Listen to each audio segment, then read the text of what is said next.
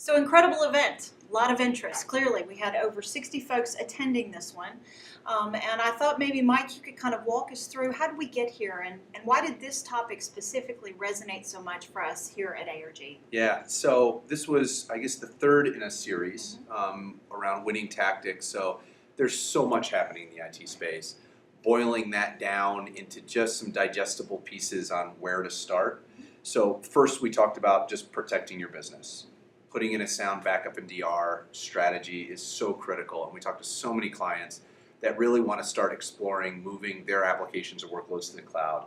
And really, in order to do that, the business should be protected first.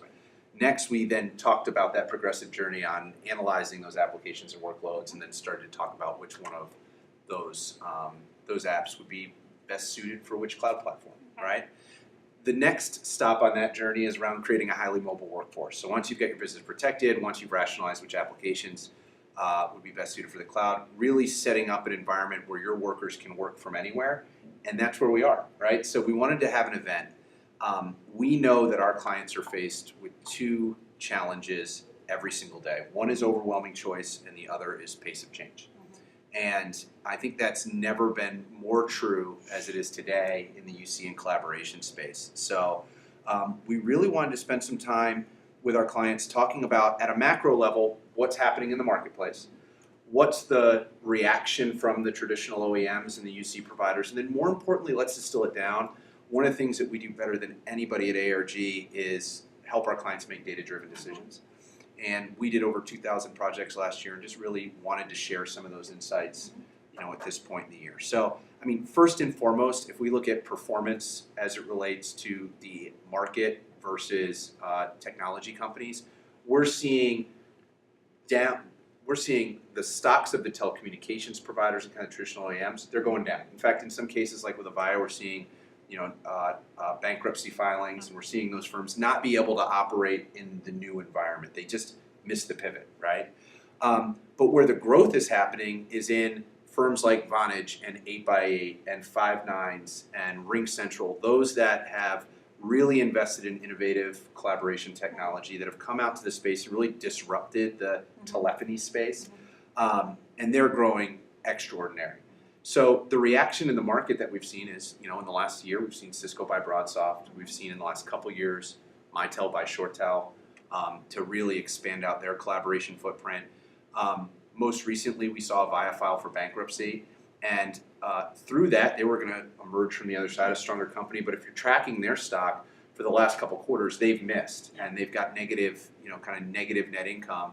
The challenge that, if you read a little further, is it's not that they're necessarily, it is that they're missing operational milestones internally that are ultimately affecting sales, and those are things within their four walls. So right now we're seeing the disruptors not only out-innovate, but outperform as it relates to the market. Last thing that I want to provide a little visibility into is what we're seeing as it relates. So it's nice to know the market's going there. Most companies aren't sitting there going, I'm an early adopter. But of the 2,000 projects we did last year at ARG, about 37%, almost 40% of those projects were in the UC collaboration and contact center space.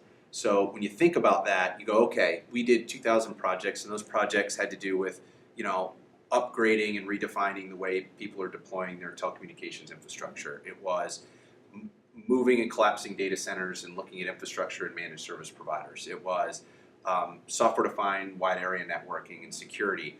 40% of all of those things that we did last year were in this space. So it's not if, it's happening right now. Right? Obviously, with nearly 40%, I think that's a key indicator. But what would you say is really driving that change? What are folks responding to that says they want to do these projects and they want to do them now?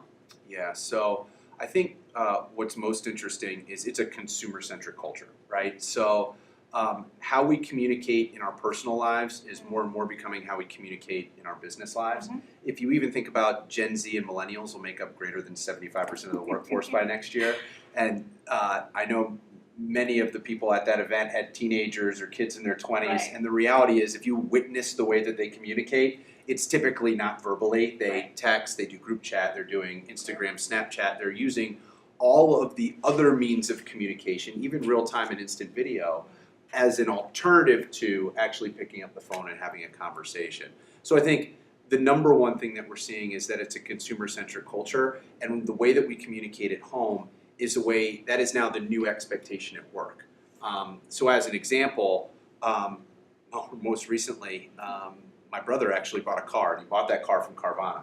So historically, he had gone to the traditional dealership, he had gone in, he had met with somebody, he had done some online research. The experience with Carvana was 100% online. The first time that he actually interfaced with an employee was the guy driving the flatbed truck that picked up his car and dropped off the new car. And he said, "What do you think?" And he goes, "It looks great." He goes, "Okay, sign here." He signed an iPad with his finger. Guy took his truck and left. He goes, "Call us in 5 days if you don't like it." Other than that, there was no human interaction from getting a trade-in value, from communicating on questions on the vehicle, to scheduling, coordinating. That was done over text.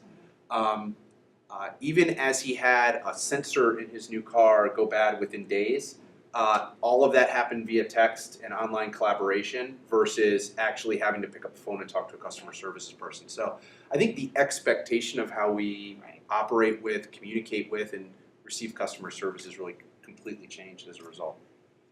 I think that's that first key takeaway in terms of consumer culture driving this.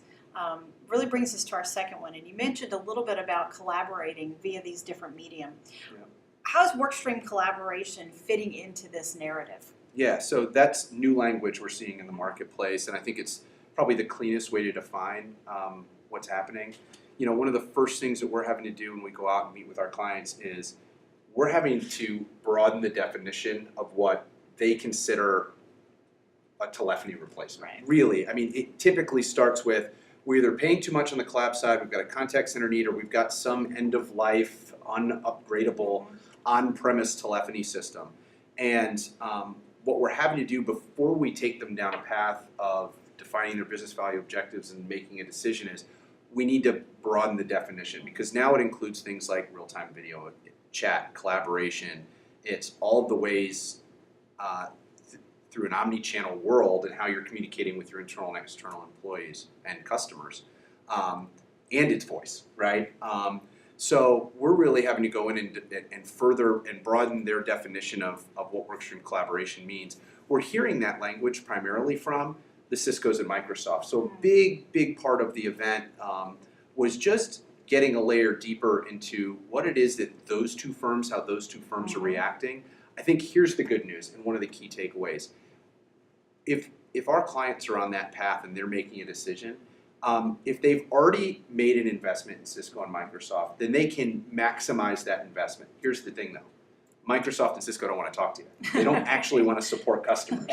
And they won't be your phone system. So the ATAs, the PBX functionality, yeah, they'll put some phone system functionality in their cloud, but as it relates to all the PBX functionality and voice, that's on the service provider, or in many cases, if you decide to do it alone, which you should never do, Right. You know, you'd ultimately become the phone company, and most of our customers aren't phone companies. So that's one. But the nice thing is if you're on this divergent path and you've already got, for instance, because we're seeing it all the time, there's users using Slack or Zoom or other collaboration tools as they've gone out and self-serve. Now it's about meeting the client or your end user or your customer where they want to communicate with you.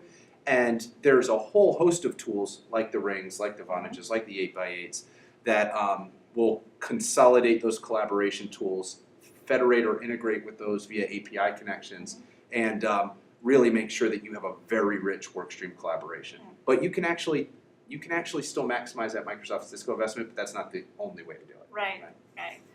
So I guess that brings us to our last piece, and that is, what would our clients be looking out for? What predictions can we bring to them based on everything we've heard and discussed today? I think we really need to be thinking about how we communicate and collaborate internally and externally. I'll give you an example because it's something we do regularly. Historically, if you and I were reviewing a contract on behalf of a client, we would usually schedule a conference room and then either schedule a conference call if we were running around, or we'd meet in person. And then we'd both pull up our red lines to that agreement, we'd compare and contrast, and we'd have a discussion. In the new world, when you think about document management and governance and persistent chat and collaboration within our normal workday, I'm probably going to do my red lines and then create a chat feed with you Right. and anyone else within my group chat that should be looking at this, and I'll say, hey, comments on da-da-da-da, need you to look at 1, 2, and 3. You're then gonna make your comments shoot back. We'll probably have 2 or 3 turns before we've gotten to the point where we do a scheduled communication, where I say, hey, I can see, based on the integration of your calendar email or the virtual assistant that we collectively use internally, that you're free tomorrow at 3. Why don't we grab 15 minutes and knock out these 3 final details? I think the biggest or boldest prediction is that things like voicemail will be going away. Yay. We'll be communicating less live and more through collaboration tools in the future. Awesome. So really just elevating that call once we've gotten to that pre-described moment in time. I think so, yeah. Awesome. Thank you so much to Mike today. I appreciate you giving us some time. I thought that was a great recap of our event. I'd also like to remind you that we've got another great event coming up. Be on the lookout for the next one around securing your business. And if you'd like to know anything more about this topic or ARG in general, please contact us via the information on the screen. Thank you. Thanks.